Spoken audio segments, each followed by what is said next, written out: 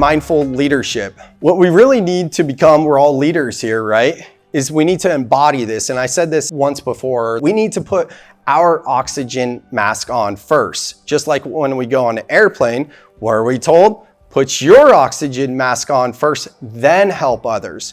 So instead of getting extremely inspired by this talk or the other mental health track talks or any of the talks out here, whatever might inspire and motivate you, and want to bring it and apply it to your business and your culture, it starts with you. It starts with me.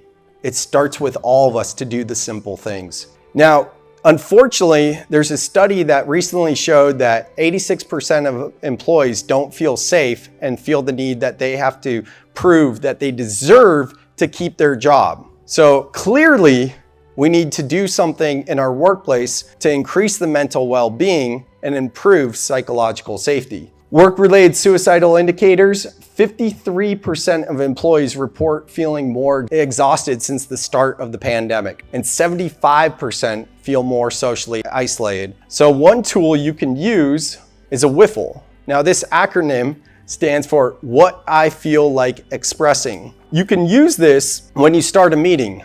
At the beginning of the meeting, you basically set a safe container, and when you do so, you would basically say anything that's said here is not going to leave the room. This is what we do to create a safe container. And WIFLE, what I feel like expressing, before you actually start the meeting, you're going to give a couple minutes for anyone to voice whatever's on their mind. And the idea is we have so many thoughts going on, right? With 70,000 actually, right? Didn't we just learn that? We have 70,000 thoughts going on. And sometimes we're going to be distracted because of something that happened earlier, and we're going to be living in the past.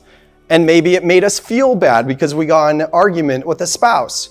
Or maybe our kid wasn't being the nicest and we didn't act the best to them, or whatever it might be, right? Or perhaps we're thinking about what we have to do after work. So those times when we're not fully present, by just simply taking a few minutes and voicing whatever it is that's keeping us away from being fully present, actually helps us to be more present with others. And it gives permission for others on your team to be vulnerable as well. And when we start to do this, this is when we build that camaraderie with one another.